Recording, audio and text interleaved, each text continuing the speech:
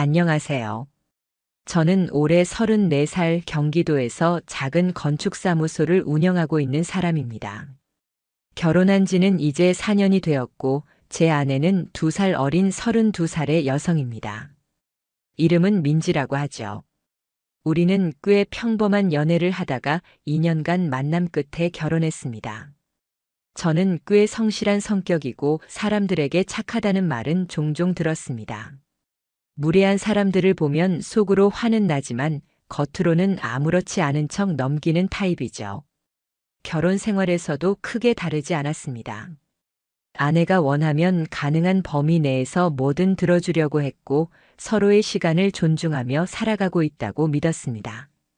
문제는 작년 여름 아내가 이제 정말 공무원 시험을 진지하게 준비하고 싶다고 말한 시점부터 시작됐습니다. 민지는 대학 졸업 후 이런저런 계약직을 전전했습니다. 일하는 곳마다 마음에 안 든다며 몇 개월 만에 관두는 일이 반복됐죠.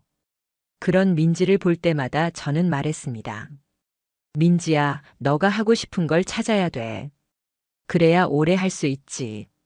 그 말을 수없이 반복했지만 민지는 어느 순간 이렇게 말했습니다. 그냥 이제는 안정적인 삶을 살고 싶어. 매일 불안정한 계약서 사인하고 자존감도 낮아지고 내가 제대로 된 사람이라는 걸 좀 증명해보고 싶어. 저는 고개를 끄덕였습니다. 그리고 그녀가 진짜로 공부에 집중할 수 있도록 서재방을 비워주고 독서실 비용을 대줬으며 도시락이며 간식이며 아침마다 준비해주기 시작했습니다. 회사를 나서기 전에는 늘 그녀의 눈을 보고 말했죠. 힘내. 오늘도 내 하루를 응원해. 그녀는 고마워. 나 진짜 이번엔 제대로 할게. 라며 웃었습니다. 그 미소에 저는 아무런 의심도 하지 않았습니다. 그저 응원하는 마음뿐이었습니다. 하지만 그 응원이 결국은 제 멱살을 잡고 절벽으로 끌고 갈 줄은 그땐 정말 상상조차 하지 못했습니다. 처음으로 위화감을 느낀 건 사진 때문이었습니다. 어느 날이었습니다. 아내가 공부하는 모습이라며 독서실 책상 위에서 찍은 셀카를 보냈는데 제가 며칠 전에 받았던 사진과 너무 비슷하다는 생각이 들었습니다. 책도 같고 형광펜도 같은 위치에 있고 커피잔도 그대로였습니다. 단지 얼굴 표정만 다르게 찍은 사진. 혹시 저장해둔 사진을 보낸 건 아닐까? 순간 그런 생각이 스쳤지만 대수롭지 않게 넘겼습니다. 그냥 같은 자리에 앉으니까 그런가 보다. 그 다음 주 또 한 번 이상한 점이 있었습니다.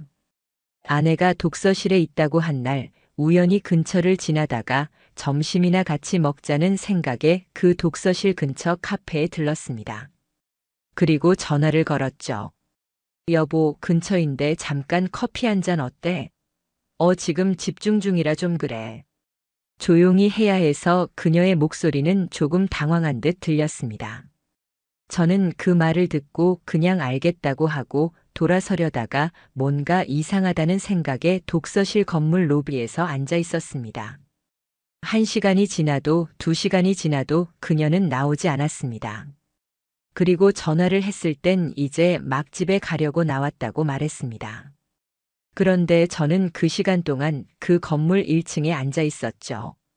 그녀는 그곳에 없었습니다. 그때부터 저는 의심을 하기 시작했습니다. 믿고 싶지 않았지만 이상한 점은 점점 늘어났습니다. 도시락을 싸줬는데 돌아오면 먹지 않은 날이 많았습니다. 입맛이 없었어라는 답변뿐이었죠. 공부한다며 나갔던 날인데 책상이 그대로였습니다. 포스트잇, 필기구, 메모지 위치까지 어제랑 완벽히 같았습니다. 그러던 어느 날 그녀가 보낸 사진 한 장이 도착했습니다. 그날도 공부 중이라고 말했기에 저는 아무 의심 없이 사진을 열었습니다. 그런데 사진 속 배경에 낯선 남자의 팔뚝이 살짝 찍혀 있었습니다. 소름이 돋았습니다. 그 남자의 팔에는 은색 시계가 있었고 그날 아침 제가 아내와 인사했던 그 복장에는 그 어떤 남성 시계도 없었죠. 그녀의 표정은 자연스러웠습니다. 하지만 전 눈을 뗄 수 없었습니다. 그건 분명 침대 위에서 찍은 사진이었습니다.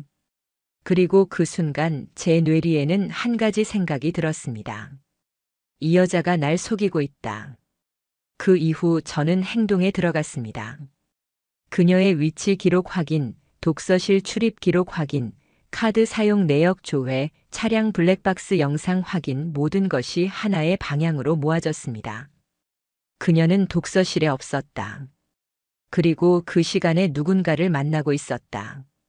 마침내 직접 확인해야겠다는 생각이 들었습니다. 다음 날 저는 회사를 하루 비우고 아내가 나서는 시간에 몰래 뒤를 밟았습니다. 그녀는 버스를 타고 강남의 번화가 쪽으로 향했습니다. 그리고 도착한 곳은 독서실이 아니었습니다. 호텔이었습니다. 그녀는 주저없이 그 안으로 들어갔고 10분쯤 후 한 남자가 도착했습니다. 그 순간 제 손에 들고 있던 커피가 떨어졌는지도 몰랐습니다. 그날 밤 저는 아무 말도 하지 않았습니다. 그녀는 언제나처럼 오늘 공부 잘했어. 피곤하다. 고 말하며 샤워실로 들어갔습니다. 저는 그 말 한마디에 피가 거꾸로 솟는 기분이 들었습니다. 그날 밤 잠들지 못한 채 천장을 바라보며 스스로에게 다짐했습니다. 절대 감정적으로 움직이지 마라. 차갑게, 천천히, 그리고 완벽하게. 그래서 절대 용서받을 수 없는 대가를 치르게 만들어라. 그날 이후로 저는 다짐했습니다. 감정적으로 움직이지 않겠다고요. 눈물도 분노도 절망도 잠시 접어두고 하나하나 아주 천천히 그녀의 실체를 벗겨내기로 했습니다. 어설프게 따지고 들면 그녀는 거짓말로 회피할 겁니다. 그냥 친구야. 내가 예민한 거야. 우연히 만난 거였어. 이런 말들이 나올 게 뻔했습니다.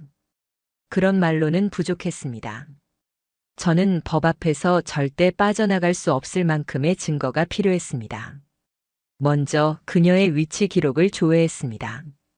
다행히도 예전 아이폰을 쓸 때 등록해뒀던 아이클라우드 계정이 남아 있었고 그 위치 추적 기능이 아직 꺼지지 않은 상태였습니다. 비밀번호도 그대로였고 아이클라우드에서 나의 찾기를 통해 그녀의 일주일간의 동선을 확인할 수 있었죠. 결과는 충격적이었습니다. 독서실이라고 말한 날 그녀는 독서실 근처엔 단 한 번도 가지 않았습니다. 오히려 강남구 논현동, 송파구 방이동, 그리고 분당선 인근 모텔촌을 반복해서 방문하고 있었죠. 시간대도 일정했습니다. 오전 11시부터 오후 5시 사이. 제가 회사에서 가장 바쁜 시간대였습니다. 그 다음은 신용카드 사용 기록. 그녀는 제가 만들어준 가족카드를 주로 사용하고 있었는데 거기엔 최근 한 달 사이 커피, 음식, 렌터카, 특정 카페의 결제 내역이 자주 보였습니다. 그중 몇 곳은 1인용이라기엔 어색한 양이었고 한 카페는 제가 예전에 친구와 갔다가 기억하던 데이트 스팟이었습니다. 그녀는 저와의 추억이 있는 장소에서 다른 남자와 시간을 보내고 있었던 거죠. 카드를 끊고 위치를 확인하며 그녀의 거짓말을 눈으로 검증하기 시작했습니다. 하루는 이렇게 흘렀습니다. 아침 10시쯤 그녀는 독서실에 간다고 말했습니다. 저는 아무 말 없이 웃으며 도시락을 쥐어주고 작별 인사를 했죠.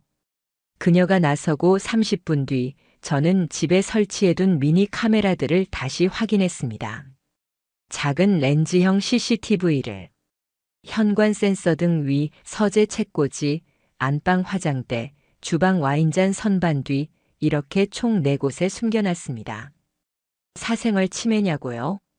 그녀가 나를 속이고 우리 집에서 다른 남자와 통화하며 나를 ATM이라 부른 그 순간부터 저는 더 이상 이 결혼 생활을 신뢰라는 이름으로 보호할 의무가 없었습니다. 영상엔 특별한 건 없었습니다.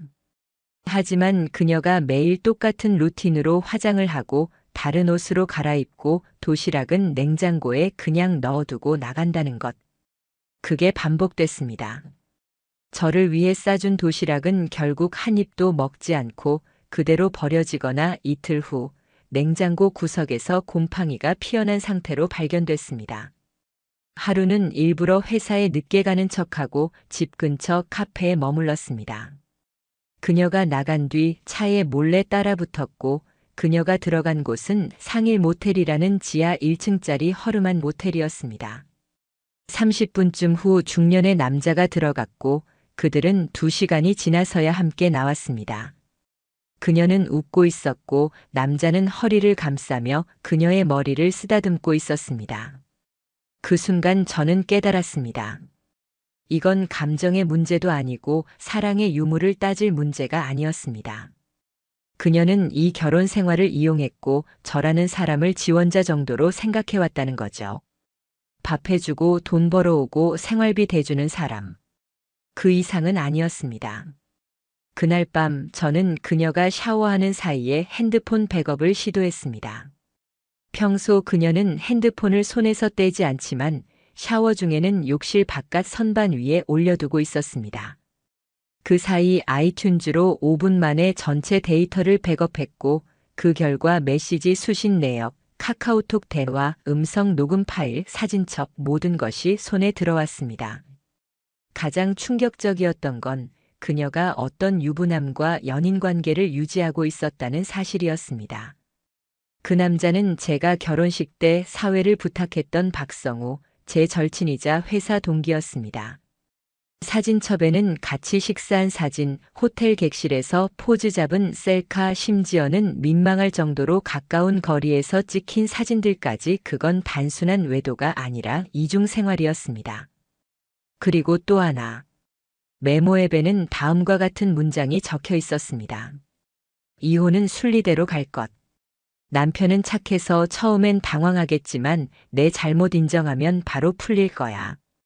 아이 얘기 꺼내지 않도록 조심. 아이 얘기? 그녀는 임신한 적이 없었습니다.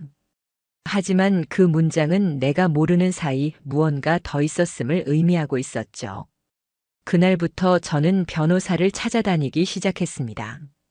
형사소송 가능 여부, 상간자 소송, 위자료 청구, 재산 분할, 제한 방법 등 법적 조치에 대한 자료를 꼼꼼히 수집했습니다. 그리고 그녀의 위치와 카드를 실시간으로 추적하며 결정적 날짜를 정했습니다. 금요일 저는 회사에 외근이 있다고 알리고 조퇴했습니다. 그녀는 독서실 간다고 했고 그날도 어김없이 분당의 한 모텔에 도착했습니다. 그리고 그곳에서 또 다른 여자가 함께 모텔에 들어가는 장면을 목격하게 됩니다. 그건 박성우의 아내였습니다.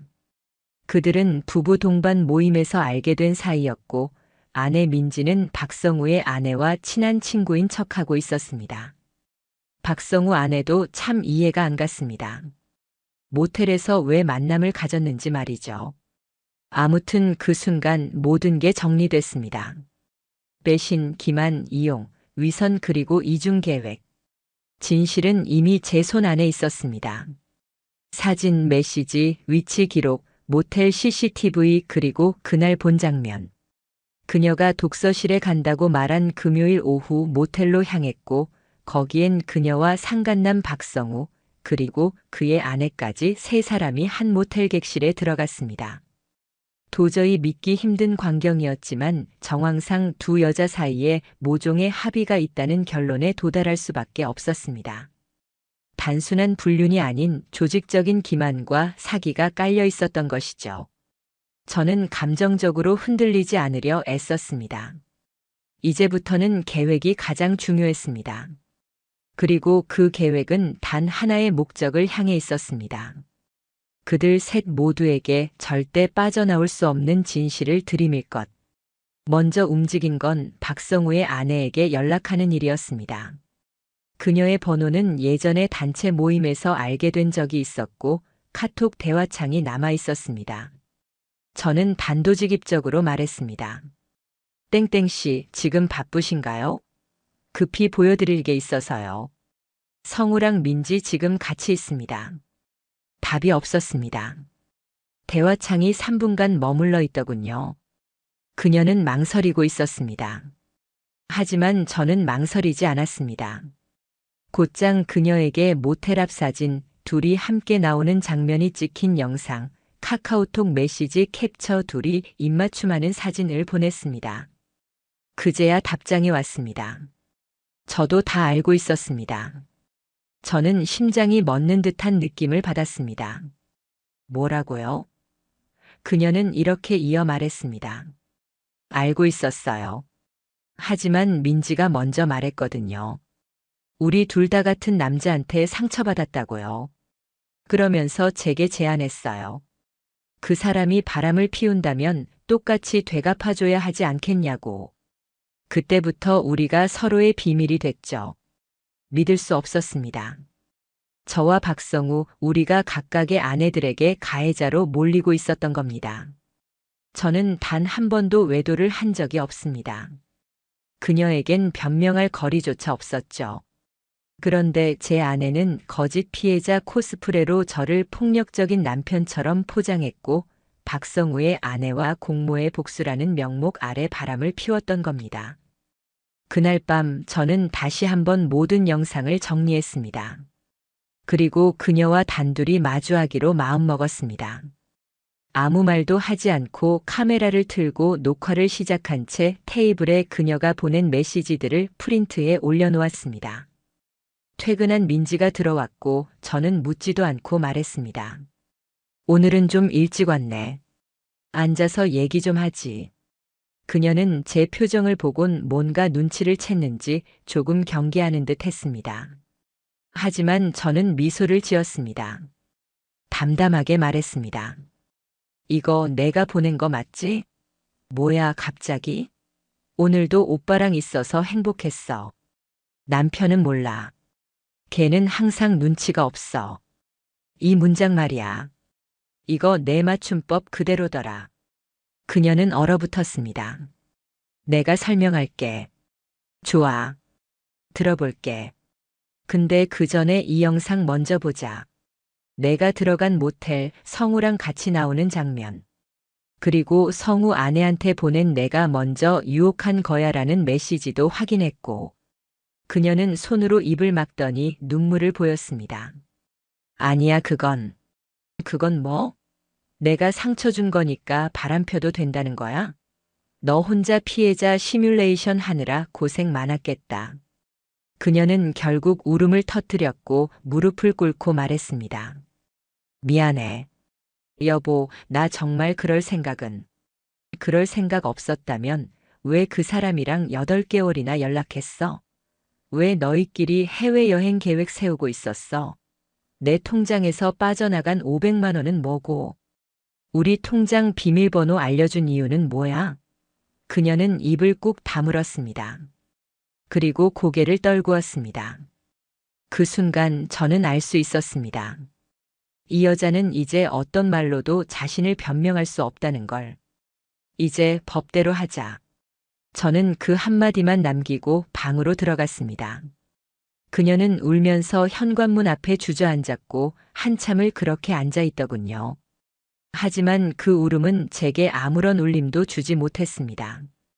다음 날 저는 민지와 성우 두 사람에게 상간자 위자료 청구 소송, 부정행위로 인한 이혼 소송, 명예훼손 소송을 동시에 진행했습니다.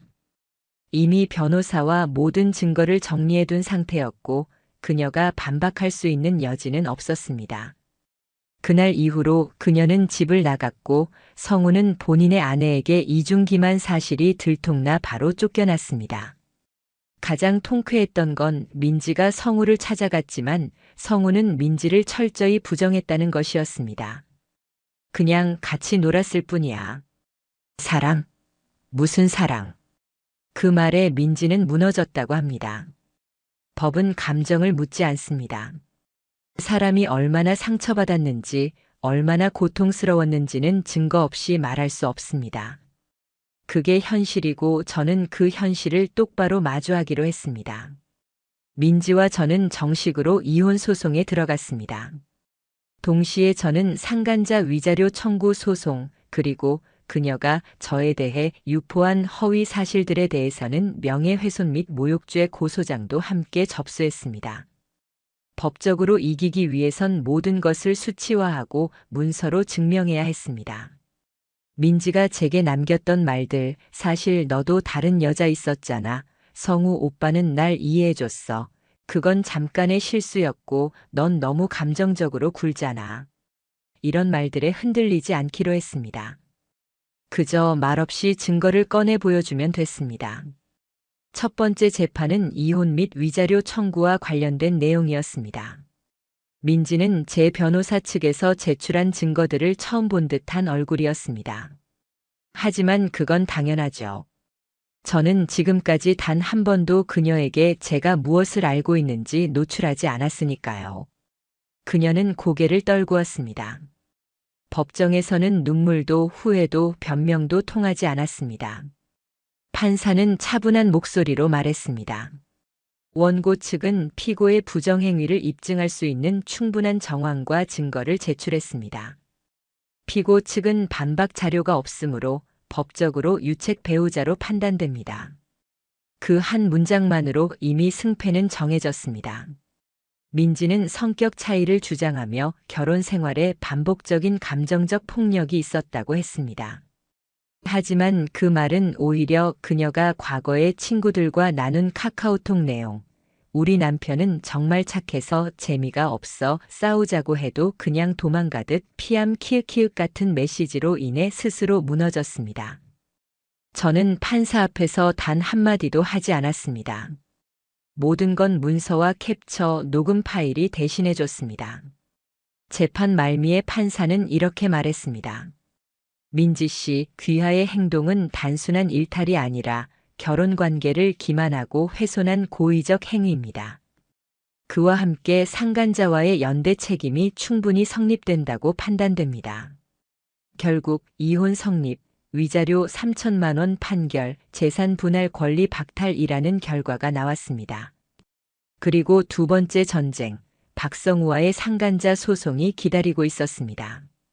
그는 초반에 이렇게 말했습니다. 그냥 말려든 거예요. 저도 힘든 시기를 겪고 있었고 솔직히 그녀가 먼저 유혹했습니다. 그 말을 들은 순간 저는 피식 웃음이 나왔습니다. 제가 제출한 영상 속에는 그가 먼저 그녀의 손을 잡고 다정하게 허리에 손을 올리며 다음 주엔 2박으로 갈까? 라고 말하는 장면이 담겨 있었습니다. 심지어 제 결혼식 영상에서 그는 마이크를 잡고 이렇게 말했었죠. 민우야, 민지랑 진짜 잘 어울린다. 이런 여자는 절대 놓치지 마라. 그리고 민지야, 이 사람은 진짜 착한 사람이야. 내 친구 중에 가장 순한 남자야. 그 말을 했던 입으로 그는 제 아내와 관계를 맺고 있었습니다. 결국 법원은 그에게도 2,500만 원의 위자료 배상 판결, 사적 관계에서의 부정행위 책임 인정을 내렸습니다. 박성우의 회사는 공기업 협력사였기 때문에 사회적 평판을 중요시했습니다. 이 사건이 알려지자 그는 인사팀 조사를 받고 윤리규정 위반 사유로 계약 해지 및 퇴사 처리를 당했습니다. 그의 아내 역시 자신이 공모자처럼 보여질 것을 두려워해 그와의 이혼을 즉시 진행했고 위자료를 전액 요구하며 성우를 집에서 내쫓았습니다. 그렇게 그는 하루아침에 가정도 직장도 체면도 모두 잃었습니다. 민지는 그 후 한 번 저를 찾아왔습니다. 저는 그녀에게 문을 열지 않았습니다. 현관 도어락 너머로 그녀는 말했습니다. 나 진짜 다시는 안 그럴게. 내가 왜 그랬는지도 모르겠어. 여보, 나 아직 좋아해. 하지만 저는 그녀가 과거에 성우에게 보냈던 메시지 하나를 기억하고 있었습니다. 남편은 그냥 이용할 수 있는 남자야. 말도 안 하고 다 주잖아. 그게 뭐야? 남자도 아닌데. 그 말은 법정에 제출하지 않았습니다. 하지만 제 기억엔 평생 지워지지 않을 겁니다. 저는 그녀에게 말했습니다. 조용히 담담하게. 민지야, 내가 널 용서하지 않는 이유는 내가 실수해서가 아니야. 너는 그 실수를 사랑이라 착각했기 때문이야. 그녀는 울면서 돌아섰고 그 뒤로는 단 한 번도 제 삶에 다시 나타나지 않았습니다. 그들은 웃으며 배신했고 저는 침묵하며 복수했습니다. 그리고 이제 모든 것이 끝났습니다. 남은 건 잃은 것이 아니라 지켜낸 제 삶이었습니다. 이혼 소송과 상간자 소송이 마무리된 뒤 저는 제 삶을 처음부터 다시 정리했습니다. 민지가 떠난 빈 방은 몇 달 동안 그대로 뒀습니다. 그 흔적들을 억지로 없애고 싶진 않았습니다. 왜냐면 그 방이야말로 제게 절대 다시는 그렇게 살지 않겠다는 가장 강력한 증거였기 때문입니다. 한 달쯤 지났을 때 저는 우연히 박성우의 아내에게 연락을 받았습니다. 처음엔 놀랐지만 그녀는 단순히 저에게 한 가지를 알려주고 싶었다고 했습니다. 그 사람 요즘 모텔 알바하고 있어요. 전 직장에서 해고된 후 업계에서 나쁘게 소문이 퍼졌고 이직은 실패했습니다. 여기저기 수소문해도 아무도 그를 채용해주지 않았다고 합니다. 공기업 하청업체 출신이라는 이력도 더 이상 도움이 되지 않았죠. 심지어 본인 이름으로 인터넷에 떠돌고 있는 불륜 정황 캡처들 때문에 면접조차 못 들어가는 곳도 많았다고 합니다. 그는 결국 생활비를 벌기 위해 모텔 야간 카운터 일을 시작했고 밤 10시부터 새벽 6시까지 시급 9,800원으로 일하고 있다는 겁니다. 민지의 소식은 더 처참했습니다. 위자료를 낼 돈이 없었던 그녀는 본가에 돌아갔습니다. 하지만 부모님은 그녀가 했던 일을 알고 있었고 이 집에선 내 이름 꺼내지도 마라 며 방문조차 허락하지 않았다고 합니다. 결국 그녀는 SNS에 중고 물건을 팔며 근근히 생활하고 있었고 한때 다녔던 영어학원 강사 지원도 모두 탈락한 상태였습니다. 그녀는 부정행위로 인한 이혼 이력 때문에 공공기관, 교육기관 취업에 제약이 생겼고 이력서에도 그 공백을 설명하지 못했습니다. 저는 단 한 번도 그들에게 직접 연락한 적이 없습니다. 하지만 그들의 근황은 하나둘씩 제게 들어왔습니다. 이상하게도 아무리 멀어져도 그런 부류의 사람들은 자기가 겪는 불행을 세상 탓으로 돌리며 입으로 떠들고 다니거든요. 한 번은 지인의 결혼식장에서 민지를 봤다는 사람이 있었습니다. 그녀는 말없이 구석에 앉아 있다가 신부 입장 순간 눈물을 보이며 혼자 조용히 나갔다고 했습니다. 그걸 전해 들은 저는 그저 창밖을 바라보며 조용히 중얼거렸습니다. 이제야 자기가 어떤 짓을 했는지 알게 된 걸까 복수를 계획하고 증거를 수집하고 법정에 서고 모든 걸 마무리할 때까지 저는 단 한 번도 분노라는 감정에 휘둘리지 않았습니다. 그저 사실만을 바라봤고 제 삶을 지켜냈습니다. 그리고 지금 저는 여전히 그 건축사무소를 운영하고 있습니다. 조금 더 작고 조용한 동네로 옮겼지만 일은 끊이질 않습니다. 혼자 사는 집은 처음엔 낯설었지만 이제는 책장마다 제가 고른 책들로 가득하고 주방엔 먹고 싶은 걸 직접 요리할 수 있는 공간이 생겼습니다. 누구의 눈치를 보지 않아도 되고 누가 뒤에서 무슨 짓을 할까 의심하지 않아도 되는 하루하루입니다. 이야기를 마치며 전 이 말을 꼭 전하고 싶습니다. 사랑은 신뢰 없이는 아무 의미가 없습니다. 사랑을 가장한 기만은 결국 언젠가는 무너집니다. 그리고 그 무너짐은 가장 조용하고 가장 무섭게 찾아옵니다.